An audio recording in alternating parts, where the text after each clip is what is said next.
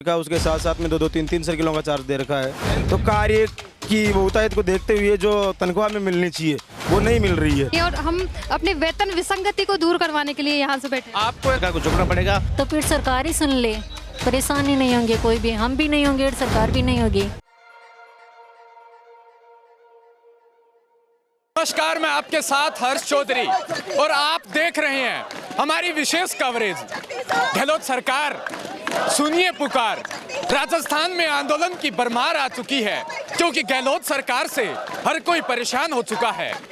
बात करें बेरोजगारी की, बात करें रोजगार होते हुए भी पटवारी आज 9 दिनों से अपने आंदोलन के अंदर बैठे हैं, अपनी मांगों को लेकर बैठे हैं, लेकिन गहलोत सरकार इनकी मांग सुनने को तैयार नहीं है। एक तरफ तो बड़े बड़े वादे किए गए थे कि हम ये कर देंगे वो कर देंगे, लेकिन किया कुछ भी नहीं क्योंकि वो दिख रहा है इन आंदोलनकारियों के साफ चेहरे पे नजर आ रहा है। सरकार को सद्बुद्धि दिलवाने के लिए सद्बुद्धि यज्ञ भी किया जा रहा है, कहीं ना कहीं सरकार को अक्ल आ जाए इसलिए यज्ञ किया जा रहा है। जितने तरीके हो सकते हैं वो अपनाए जा रहे हैं, लेकिन सरकार इनकी मांगे सुनने को तैयार नहीं है। मांगे एक ही है इनकी कि इनको 3600 ग्रेड पे मिले, लेकिन ये पटवारी आज 9 दिनों से, महिलाएं भी है इनके अंदर, पुरुष भी है इनके अंदर, सब लोग यहाँ पर सर्दी और गर्मी के अंदर, रात को यहाँ पर ठंड होती है और दिन में यहाँ पर गर्मी होती है। लगभग टेम्परेचर पहुँच जाता है 35 डिग्री के आसपास, और इस गर्मी में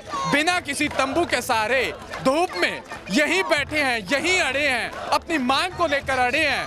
क्या क्यों ना गहलोत सरकार इनकी मांग सुन रही है? मैं बात करने की कोशिश करूंगा। मीडिया प्रभारी है जो पटवार संघ के, वो मेरे साथ में है, मैं उनसे भी पूछूंगा।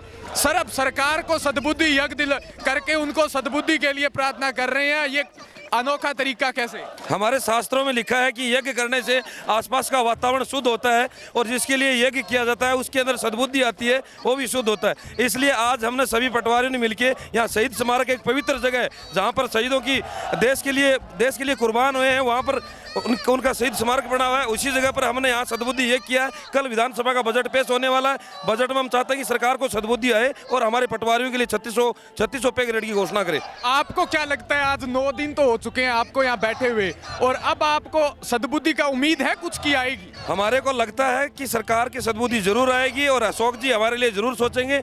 हमारी कार्य पद्धति को देखते, बहुआयामी कार्य पद्धति को देखते हुए सरकार हमें 3600 पे ग्रेड जरूर देगी। 9 दिनों में सरकार का कोई नुमाइंदा आया आपके पास? सरकार का कोई नुमाइंदा नहीं आया। अच्छा, 3600 के अलावा कोई और मांग आपकी? 3600 तो मुख्य मांग है, उसके बाद में सरकार कुछ नहीं हमारा कोई ऑफिस है, न कोई रहने की जगह है, न हमारे पास टेक्निकल कोई उपकरण है, तो हम सारा काम हमारे मोबाइल से करते हैं। टेक्निकल पोस्ट घोषित करे सरकार और 3600 पे ग्रेड दे में। इनकी मांग एक ही है कि 3600 सबसे पे ग्रेड है वो इनको मिलना जरूरी है, क्योंकि इनके पास ना कार्यालय ना दफ्तर है, ये सड़कों पर ही रहते हैं। तो अब एक अनोखा तरीका अपना लिया।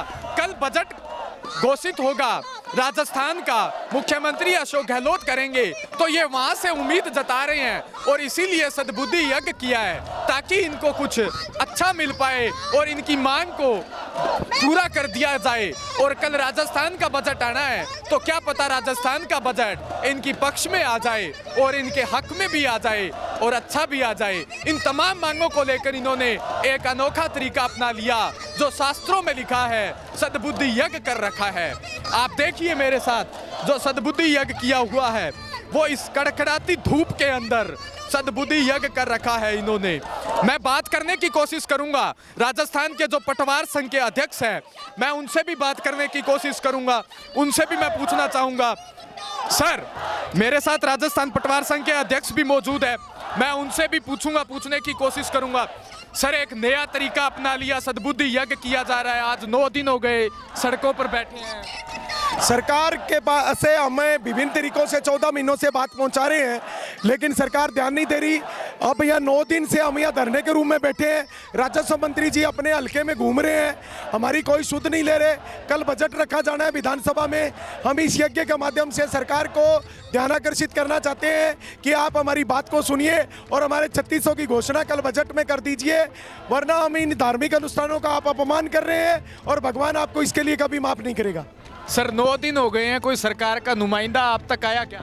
सरकार पूरी तरह से संवेदनशील बनी हुई है, लेकिन हमें धार्मिक अनुष्ठान के माध्यम से पूर्ण विश्वास है कि सरकार को जो है ये एक तरह की बुद्धि मिलेगी, वो हमारी मांगों पर ध्यान देगी और कल बजट घोषणा में हमारे लिए 3600 की घोषणा की जाएगी, ऐसी हमें पूरी आशा है। सर 9 दिन हो गए यहाँ पर, यहाँ खाने पीने की व्यवस्थाएं ये सब कहाँ से हो रही है? हमें अधिकतर लोग खाना नहीं खाते हैं, एक समय खाते हैं, जैसे मेरे अधिकतर साथी एक समय खाना खा रहे हैं और हम लोग यहाँ भूखे प्यासे बैठे हैं। हमारे पास ऐसे साथी भी हैं जो पिछले 10 दिन से लगातार वो 1-1 घंटा 2-2 घंटा रात्रि को विश्राम कर रहे हैं और वो भी खुले स्थानों में कर रहे हैं, लेकिन अधिकतर साथी आसपास की जगहों पर जाकर के रुक रहे हैं। ये हमारे लिए बड़ी दयनीय स्थिति है, हम लोग बड़े कष्टों में हैं, लेकिन सरकार असंवेदनशील बनी हुई है, सरकार लोकतांत्रिक मूल्यों का हनन कर रही है। सरकार से अभी भी हमारी ये आशा है कि वो लोकतांत्रिक तरीकों से हमारी बात सुनेगी। बहुत बहुत धन्यवाद। एक ही आशा है, एक ही उम्मीद है, 3600 बाई 3600। सब लोगों का एक ही नारा है, 3600 बाई 3600। 3600 के अलावा इनको कुछ नहीं चाहिए। क्यों ना गहलोत सरकार इनकी मांग सुन ली जाए, इनके हक में फैसला कर दिया जाए, क्योंकि ये आज 9 दिनों से सड़कों पर बैठे हैं, परेशान है, अपनी जायज़ मांगों को लेकर यहाँ बैठे हैं। मेरे साथ में और भी महिला पटवारी भी है, हम उनसे भी पूछने की कोशिश करेंगे। आप अपनी मांगों को लेकर 3600 की जो मांग है, इसको लेकर 9 दिनों से बैठे हैं, क्या कहें? 3600 के लिए बैठे हैं, 3600 लेके जाएंगे। 3600 लेकर जाएंगे। आपको क्या लगता है सरकार आपकी बात मान लेगी? बिल्कुल देना पड़ेगा। आज बच्चों को लेके बैठे हैं, कल परिवार को लेके बैठेंगे, लेकिन 3600 लेके जाएंगे। अगर 3600 आपकी बात नहीं मानती है तो फिर आप क्या करेंगे? अगला कदम यही बैठे रहेंगे, 3600 लेके ही जाएंगे, मानना पड़ेगा। 3600 लेकर ही जाएंगे, मानना पड़ेगा, नहीं तो हम यहीं सड़कों पर ही बैठे रहेंगे। आज अकेले बैठे हैं, इसके बाद अपने परिवार के साथ यहाँ पर बैठेंगे। कैमरा पर्सन मनोज यादव के साथ हर्ष चौधरी, जयपुर।